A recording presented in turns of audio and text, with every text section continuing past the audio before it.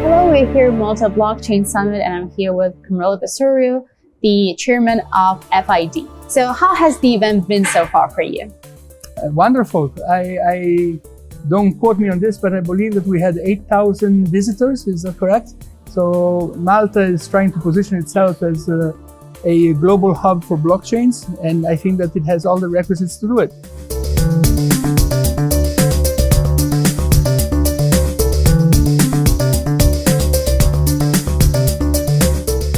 Malta has the right governance, the right regulation, the right infrastructure, the right technology. And I quote the very well-known venture capitalist Tim Draper, who was attending live on video 1 month ago here another event that said that Malta, although it is a country of 450,000 residents, has the possibility of becoming a country of 1 billion e-residents. So this is the aspiration of this small, beautiful Mediterranean island. That's why we are also here. And has the event met any of your expectations so far? Exceeded them. The event has exceeded my expectation in terms of interest generated. So blockchain is still something that is a bit obscure to the general public. But the amount of interest that there is around these new technologies is obviously simply phenomenal. You walk into these venues, you see the number of people that are presenting their ideas, presenting their products. You see the number of people that are just here to understand better what are blockchains all about, and you become very confident about the future of these technologies. What is the impact of blockchain in your opinion? Every generation has one disruptive technology that defines the entire generation. In particular, blockchain, I like to consider it as I call blockchain technology the second wave of internet disruption. The first wave of internet disruption was what I define as the democratization of knowledge. This occurred in the late 90s with the introduction of Netscape, the first unified browser to access the World Wide Web. This democratization of knowledge means that all of a sudden there were the instruments for hundreds of millions of people to have unlimited access to information, and knowledge was no longer something that needed to be purchased at a high cost. Today, blockchain can provide the same exact thing, but not for knowledge, for power. Why? Because blockchain allows single individuals to store their assets, their credentials, their sensitive data in a location that is completely independent from governments and banks or any other institution. It is purely their own, and it is extremely secure. So all of a sudden, every single individual on the planet, thanks to blockchain technologies, can have a guarantee that his or her assets are safe and secure and within their own power. This is what I call the democratization of power.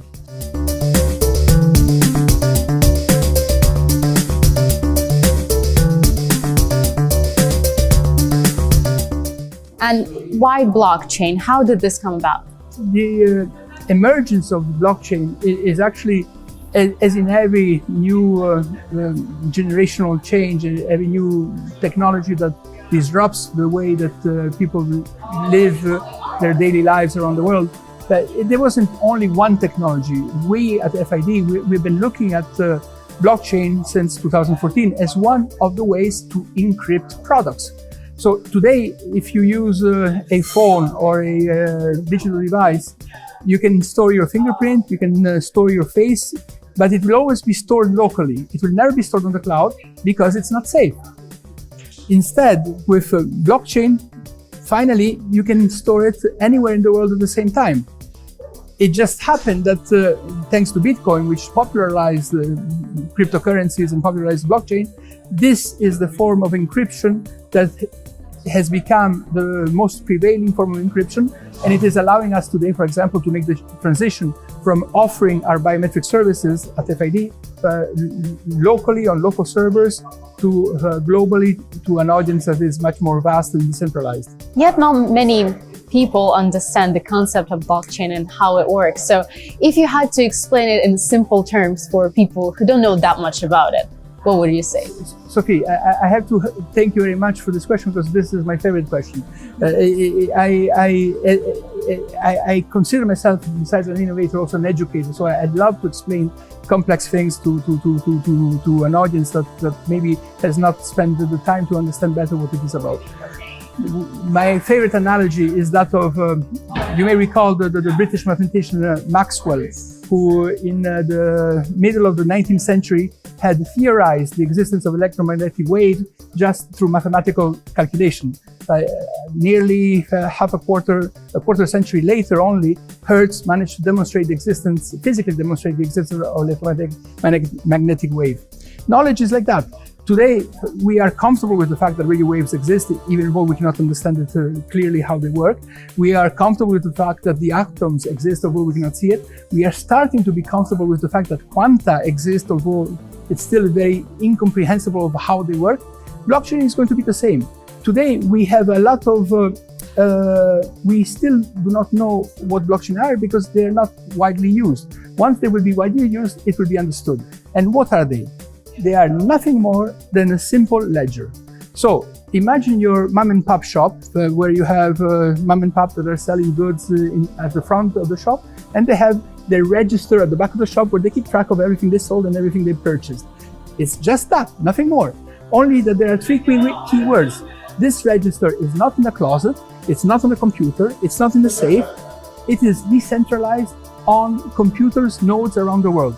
In our case, we are using Ethereum, so we have 30,000 nodes around the world that are storing our ledger contemporaneously, which means that it is impossible to attack them, because anybody that wants to attack them has to attack 30,000 different computers, and nobody knows what these computers are. So the first word to remember is decentralized. The second word to remember is unassailable. Unassailable means impenetrable. These ledgers are protected by a hexadecimal passkey that is impossible to replicate. So anybody that puts his or her credentials, assets, any form of sensitive data in these ledgers can rest assured that nobody will be able to hack these goods that are stored in that ledger. So the second word to remember is unassailable. The third word to remember, and it is very important also, is immutable. It is inalterable. It cannot change. A blockchain ledger is unchangeable. Whether I'm a good guy or a bad guy, whatever I do on the blockchain ledger will be there forever. So this ledger is mine and only mine. Nobody can have access to it, and I have full control of it. But whatever I do on that ledger will be stored forever. So even people that have ill intentions, they have to think twice before they use their blockchain for purposes that are not correct. In your opinion, how blockchain technology can be combined with the European legislation about the right to be forgotten?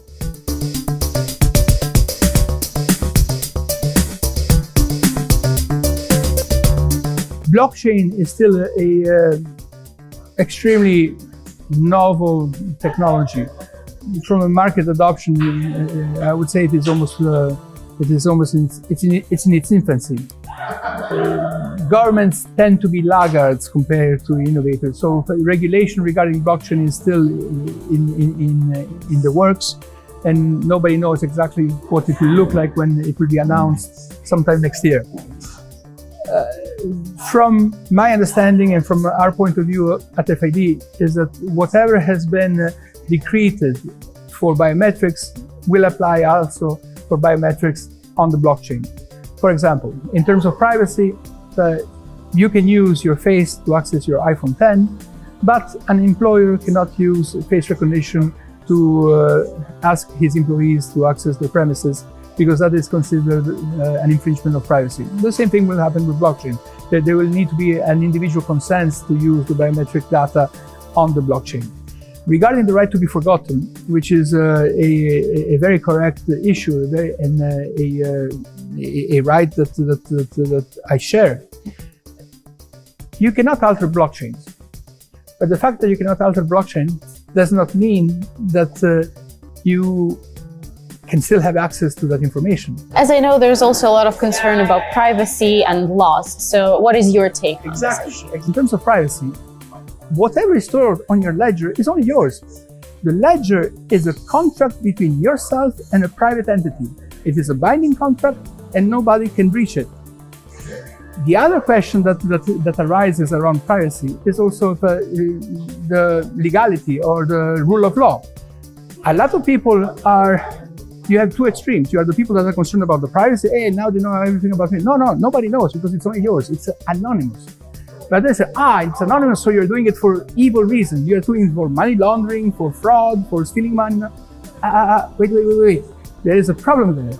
Although nobody can have access to it, if you have a legal breach, there's no way that you can go back and cancel it. If you have made a transaction in your life history that is a transaction that you have not declared, that you should not be able to do, that has broken the law, it will be there forever. So from my point of view, blockchain is a guarantee of greater privacy and also a guarantee of greater transparency, because it is a strong deterrent for anybody to commit fraud or crime through a blockchain. The fact that it is unchangeable is a strong deterrent to commit any kind of illegal activity.